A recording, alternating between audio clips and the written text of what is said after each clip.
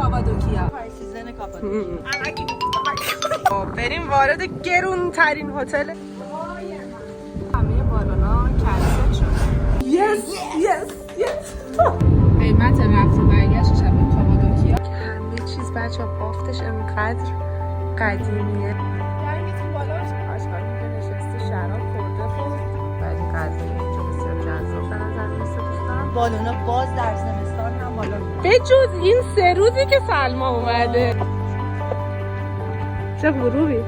خیلی برخوردتون نسبت به استانبول و اینا. همتون بالون. اینجا نشسته بودیم که این خانم زیبا اومد گفت سلام. سلام علیکم. من دوباره ولاگی بگیرم. ولاگای زیادی رو گرفتم تا الان هیچ کدوم ادیت نکردم، شیرم نکردم، همش هم ناقص بوده. ایشالله که این ولاگ به یه جایی برسه. داریم میریم یه سفر چند روزه. به کجا؟ هیچ کدومتون درست حرف نزنید. داریم میریم کاپادوکیا، شهر بالون.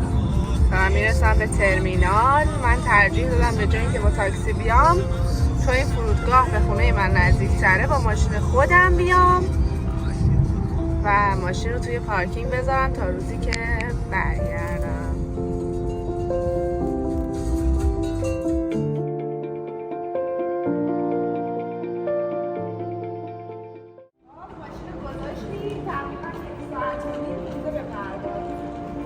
هواپیمایی به خانمم داره پاژو کرم میماله. خب رسیدیم فرودگاه کاپادوکیا. این فرودگاه بسیار کوچولو. از اینجا تا هتل ما که تقریبا مرکز شهره 30 کیلومتر راهه، یعنی میشه تقریبا 40 دقیقه. ترانسفر نگرفتیم و میخوایم از اوبر استفاده بکنیم. کاپادوکیا خوشم.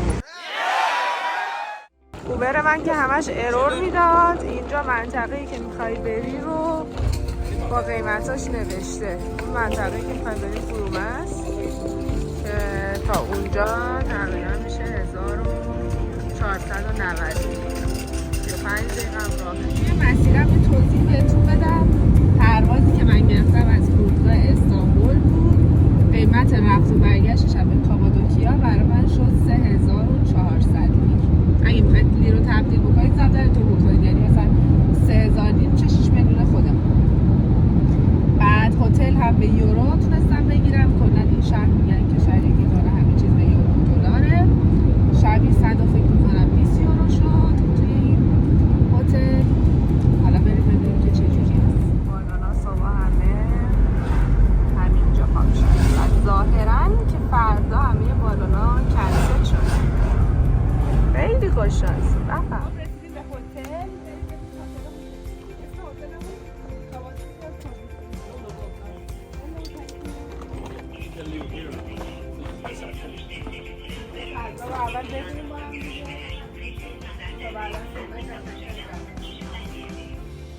شما فقط ویو رو ببینید که الان چقدر خوشگله، با اینکه هنوز خبری نیست. صبح ساعت 6 صبح میتونید توی تراس بشینیم و تمام بالونایی که میرن بالا رو نگاه. اتاق باز کردم، بریم با هم دیگه ببینیم.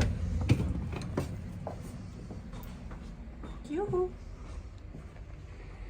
اینم از فضای اتاق که همه چیز بچه بافتش انقدر قدیمیه ولی خب خیلی همه چیز تمیز و مرتبه.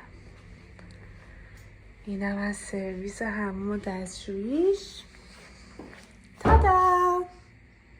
بریم ببینیم بقیه مسیر چی میشه. خب آسمون و فضای هتل رو یه ذره بهتون نشون بدم. آشغال اینجا نشسته شراب خورده و حالش خوبه و آسمون صورتی رو ببینید. خیلی همه چیز قشنگه بچه ها. هوا هم جاتون خالی عالیه. یکی از مشکلاتی که میگرفتم برای یوتیوب اینه که همزمان نمیدونی برای اینستاگرام بگیری یا برای یوتیوب. الان من صحنه اصلی اینو واسه اینستا گرفتم اون ورکی. ولی غذای اینجا بسیار جذاب به نظر میرسه دوستان. بریم که ببینیم رستوران ستن چطوره. اینجا فضای رستورانشه، اونجا هم فضای نوشیدنی و حالت بارش. من میخوام یه تور خیلی جذاب برم از این کتابای سفیدم سرخپوستی هم کردم واسه تون. بریم ببینیم این توره چقدر خوش میگذره. هتلمون هم خوبیش اینه که به بالونا و به این تورایی که میریم خیلی نزدیکه. بریم.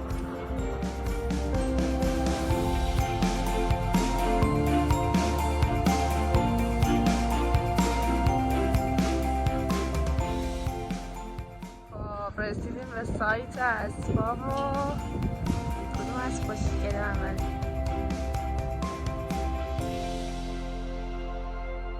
آقایی که جلو داره میره اسمش لطیفه، از دوستان عزیز افغان که کارش هم خیلی اینجا سخته. پا به پای ما میاد نخور. اسب من هم اینجا بیشفعاله، یا غذا میخوره یا میدوه، اصلا زندگی برمون نذاشته اینجا. چه غروبی. اینجا آمدیم بالاتر، اینجا پرتقال و ایناست، یه استراحت. اینجا همه دارن عکس میگیرن، یه 20 دقیقه تایم داریم و بعدش دوباره حرکت. ولی اسب سواری اصلا تو روحی هم نیست. چرا تو روحی هم نیست؟ چون این اسبا خیلی گناه کنن. ولی خیلی فضای قشنگیه. نفسم چرا میگیره؟ میخوام باهاتون حرف بزنم. که از سواری اومدم و این میکاپ رو پاک نکردم. هواش مثل استانبول، من فکر میکردم مثلا شرجی باشه، ولی همچین فضایی نیست. هوا همونجوری مثل ایران، استانبول شباش خنکه، روزش هم فعلا اوکی. اینو میخواستم بگم، با این که میگن اینجا همه چیز خیلی گرونه، اینجا همه چیز به دلار و یوروه، اینجا فقط توریستیه. میخوام بهتون بگم که خیلی برخوردشون نسبت به استانبول و اینا بهتره، یعنی انقدر به توریست احترام میذارن و اصلا اینجوری نیست که یه جا حس کنید دارن تو پاچت میکنن. قیمت غذاها با استانبول یکیه، خیلی اختلاف قیمت و زرنگبازی و اینا نمیبینید و اینکه به نظرم برخوردشون هم خیلی خفن تره. بله. امروز هم کلام کجه، حالا این کلاه رفتن و مخ من تو چمدون فکر کنم شکسته این جلوش. بریم ببینیم که امروز چه کار کنیم. امروز هم به خاطر هوا بالونا کنسل بودن. فکر کنم تو این سفر کاپادوکیه من بالون نبینم، تمام امیدم به فرداست. حالا ببینم یه برای شب یه برنامه بذارم کلاه بره بالا، اصلا نبینم این کجه. با من باشین. من رسیدم به سحر دوستم. سحر خانم سلام. برای یوتیوب دارم ولاگ میگیرم. داریم با سحر میریم یکی دو جای خوشگل رو ببینیم. بلندترین نقطه کاپادوکیا اومدیم. این شیباش هم کم از استانبول نداره ها. همکنون بالون ولی بالون علکی. سحر جون چرا بالون نداریم ما؟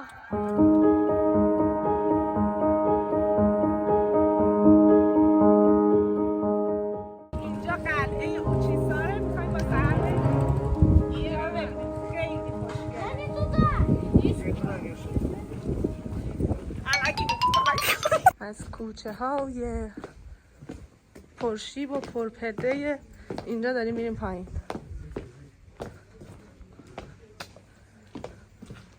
و همراه لیدر سحر خانم. اینجا منطقه‌ایه که ویو طبیعت رو بیشتر داریم چون بلندترین نقطه است. برای همین هتل‌های اینجا هم بالونا دیده میشن؟ آره. اون هر هتلی نه دیگه، مثلا میوزیم هتل که اون ته ویو بی‌نظیر و بهترین هتل اینجاست دیگه. آره. هزینه ها هم که فکر میکنم 1500 یورو هم من دیدم شبی اگه اشتباه نکنم یا سه شب. اون هتل میوزیم اتاقی داره که شبی 2800 یوروه، 3200 یوروه مثلا، توش استخر داره. حالا الان میریم یه ذره اونجا هم میبینیم. این هتل هم یکی از هتل‌های خیلی زیبا اینجاست به اسم آرگوس. من این هتل هم درس میدم به خاطر اینکه ویو و پروفایل مهماناش خیلی متفاوته. مثلا نویسنده های معروف سلمان یهو میبینی اومدن اینجا، نویسنده سخنرانای معروف دنیا میان توی این هتل و تمام این محبته متعلق به آرگوس هتل. اینقدر شیبه که نگم براتون.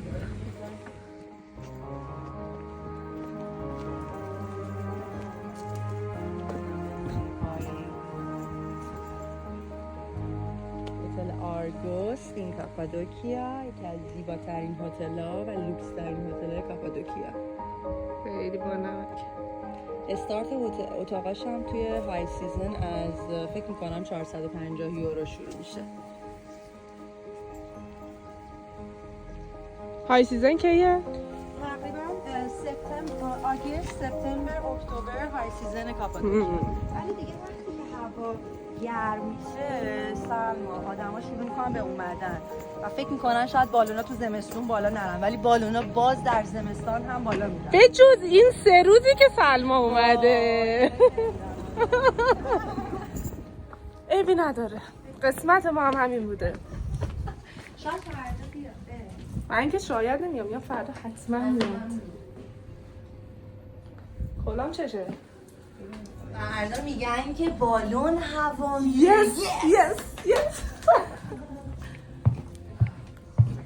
اینم لانج هتل پایین رستورانشه ولی ما از مردم نگیریم. برای اینجا به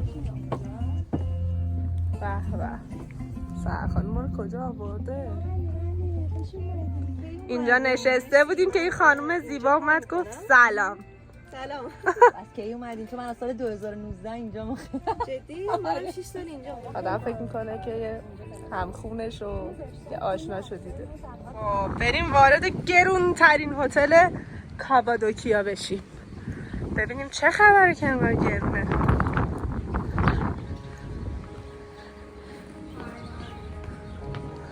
اینجا لابیشه همینقدر وینتیج، انگار یهو پرت میشی توی زمان عثمانی.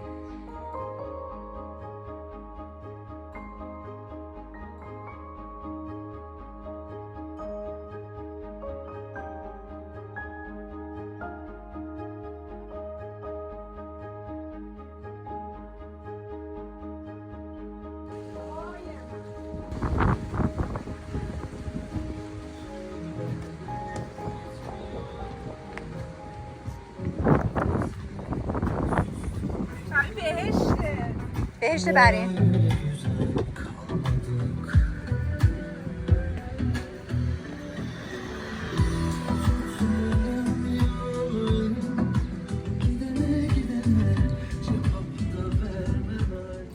انقدر این صحنه قشنگه که همه گنجشکا اومدن نشستن، همین بادوما تموم شد، حالا دارن پسته میخورن. مرسی سهر جون، پوست میکنی براشون.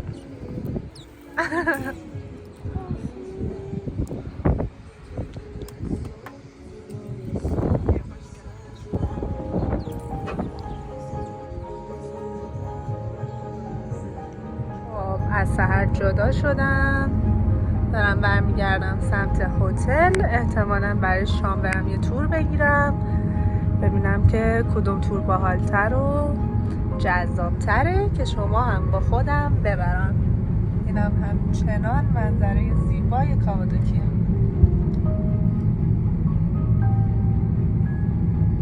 اینی که نوشته پس توضیحات. خب این کاروس فکر می‌کنم یه هتله، ولی اینجا یه دونه رستوران هست که بسیار نزدیک به هتل ما به اسم هارونا.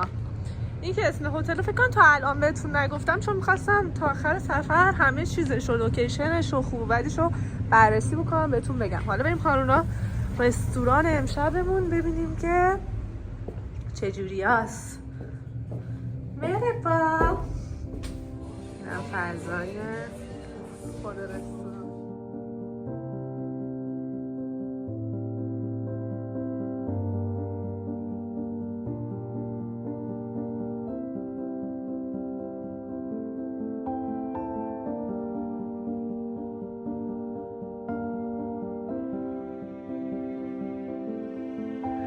عزیزه در سفارش دادم یه مرغ گیری خالی اومد. جاتون خالی؟ اومد از بعدش بهتون میگم. میتونم بهتون بگم که این سالاد مزه بهشت بوده. واقعا جاتون خالی اگه اومدید کاپادوکیا این رستوران بیاید. ساعت تقریبا 6 صبح و دارم میرم برای عکاسی. رنگ لباسم رو یه ذره میتونید ببینید. برو بریم.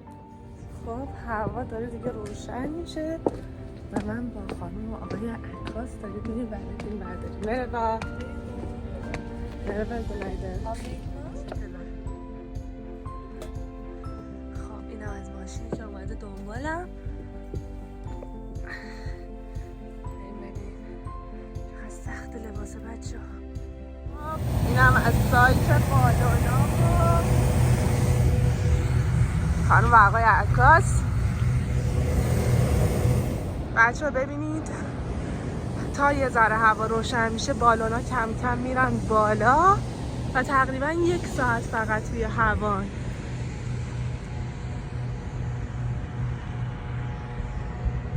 ببینید آسمون چقدر خوشگل میشه با اینا. فعلا این دوتا رفتن. آخه عکاسی با اعمال شاقه گنگتون بالا باشه. این لباسا خیلی سخته بچه ها. بعد حساب میکنم بعد کل سفر یه طرف این بالونا یه طرف. من قبلا بالون سوار شدم. توی بالون خیلی باحال نیست ولی این منظره هست جای همه تون خالی واقعا.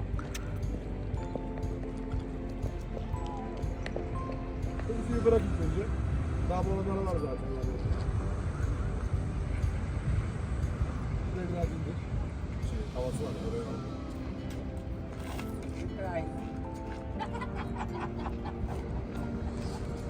Yap lan. Ver bize. Sen de fotoğraf al.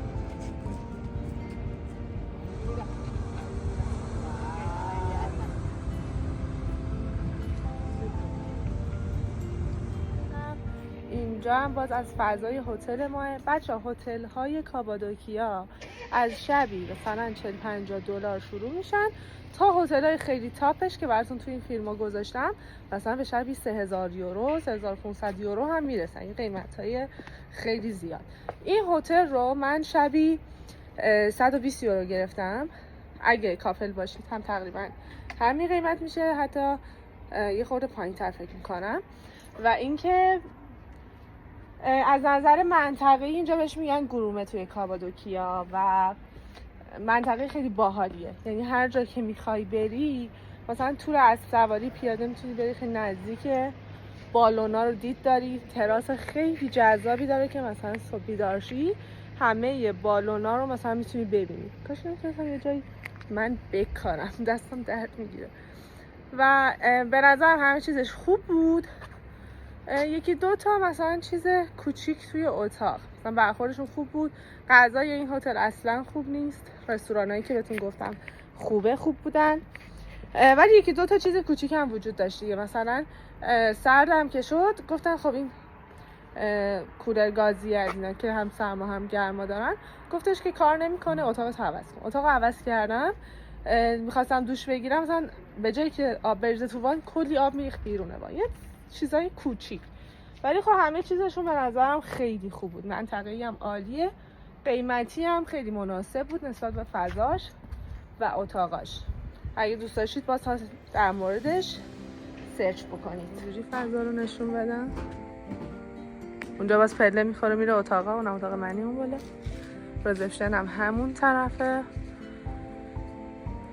ولی اینجا هم کلی فضای بامزه داره که جالبه. من تو این 3 روز نیومدم، الان دارم برای شما فیلم میگیرم. دارم میگم